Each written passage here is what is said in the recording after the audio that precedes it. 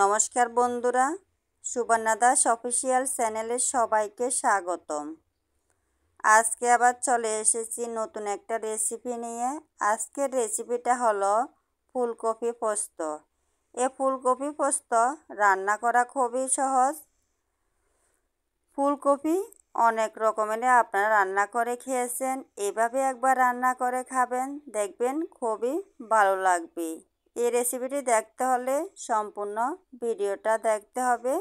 দেখুন, আমি এই রেসিপিটি বানানোর জন্য একটা টমেটো পিস করে কেটে নিয়েছি, আর দুটো আলু কেটে নিয়েছি, আর এখানে বড় বড় করে ফুলকপি কেটে ধুয়ে ভালো করে পরিষ্কার করে নিয়েছি।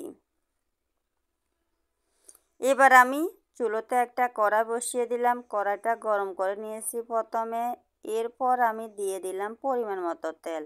তেল গরম করে নেওয়ার পর এর মধ্যে দিয়ে দিলাম আমি প্রথমে আলু আমি প্রথমে লবণ হলুদ ছাড়া কিছুক্ষণ ভেজে নেব। কিছুক্ষণ ভেজে নেওয়ার পর এখানে আমি দিয়ে দিলাম ফুলকপি। ফুলকপি আলু একসাথে 1 থেকে 1.5 মিনিট আমি ভেজে নেব। এভাবে কিছুক্ষণ ভেজে নেওয়ার পর এর মধ্যে এবার দিয়ে দেব স্বাদ মতো লবণ, আর দিয়ে দেব আধা চামচ পরিমাণে হলুদের গুঁড়ো। এবার ভালো করে লবণ হলুদের সাথে মিক্স করে কিছুক্ষণ ভেজে নিতে হবে।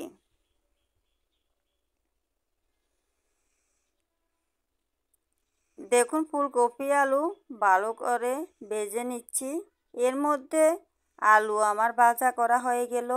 এবার আমি ফুলকপি থেকে আলু আলাদা করে একটা পাত্রের মধ্যে তুলে নিচ্ছি। এবার আমি ফুলকপি আরও কিছুক্ষণ ভেজে নেব।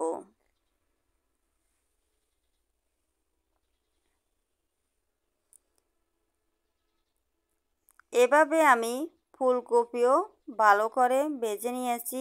এবার ফুলকপিও আমি তুলে নিচ্ছি। আমার রেসিপিটা যদি আপনাদের ভালো লাগে তাহলে লাইক কমেন্ট শেয়ার করে দেবেন। আর নতুন কোনো বন্ধু যদি আমার রেসিপিটা দেখে থাকেন অবশ্যই আমার চ্যানেলটাকে সাবস্ক্রাইব করে দেবেন।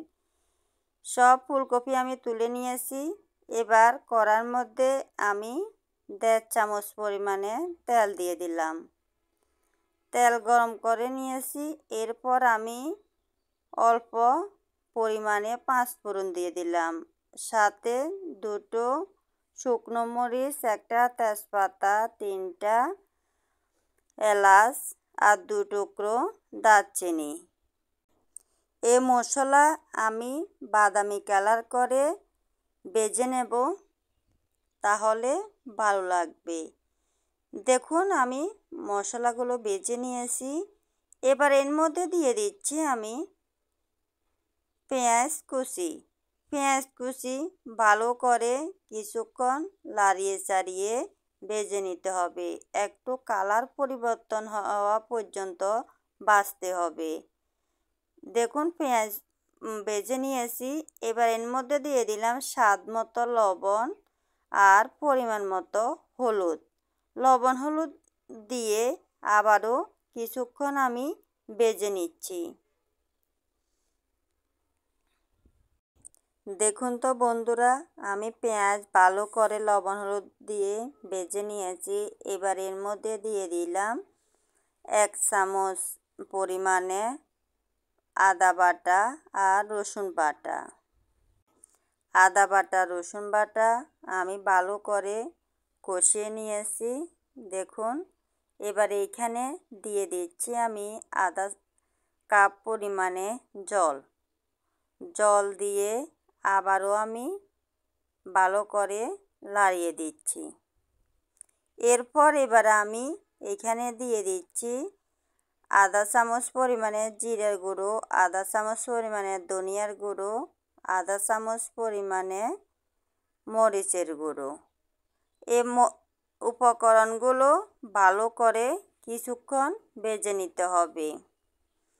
আর আমি এখানে যে জল দিয়েছি তা শুকিয়ে নেব। মশলা ভালো করে কষিয়ে নিলে রেসিপি বানালে খেতেও খুব দুর্দান্ত লাগে। আর আপনারা দয়া করে কেউ ভিডিওটা স্কিপ করে দেখবেন না। এভাবে আমি ভালো করে মশলা কষিয়ে নিয়েছি।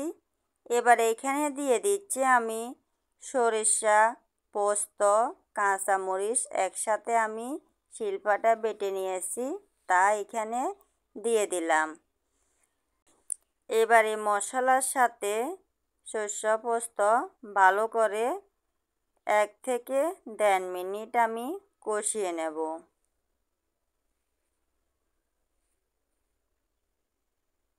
আপনারা কে কে এভাবে পোস্ত ফুলকপি রান্না করে খেয়েছেন অবশ্যই একটা কমেন্ট করে জানাবেন। দেখুন ভালো করে আমি কষিয়ে নিয়েছি। এবার এর মধ্যে দিয়ে দিলাম আগে থেকে ভেজে রাখা ফুলকপি, আলু। ফুলকপি, আলু দিয়ে সব মশলার সাথে ভালো করে মিক্স করে নিচ্ছি। এভাবে ভালো করে মিক্স করে কিছুক্ষণ এই মশলা কষিয়ে নিতে হবে।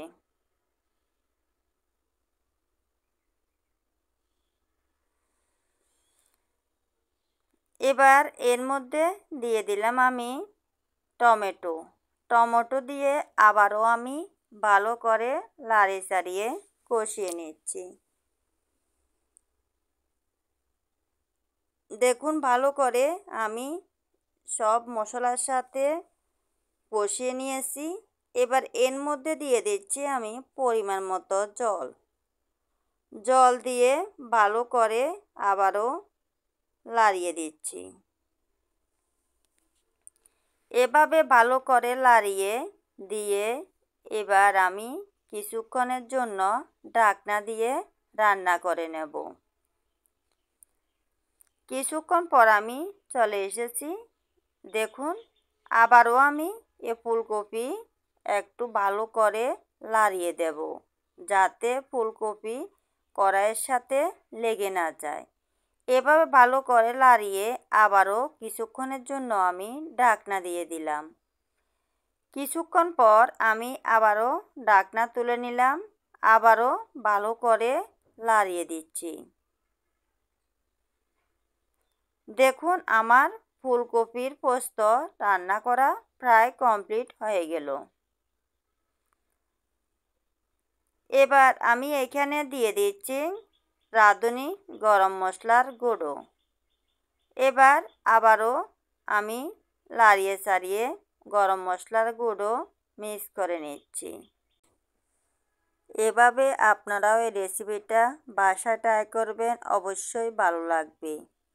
এবার আমি দিয়ে দিলাম ধনিয়া পাতা কুচি দিয়ে আবারও ভালো করে লাড়িয়ে চাড়িয়ে 2-3 মিনিট রান্না করে নেব। তারপর আমি চুলা বন্ধ করে দেব। এরকম রেসিপি রান্না করলে গরম গরম ভাতের সাথে এবং রুটির সাথে একদম জমে যাবে। দেখুন আমি চুলা বন্ধ করে নিয়েছি।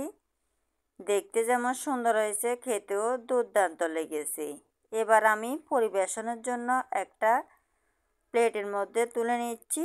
এই ফুলকপির রেসিপিটা যদি আপনাদের ভালো লাগে অবশ্যই বাসায় ট্রাই করবেন, দেখবেন খেতে দুর্দান্ত লাগবে।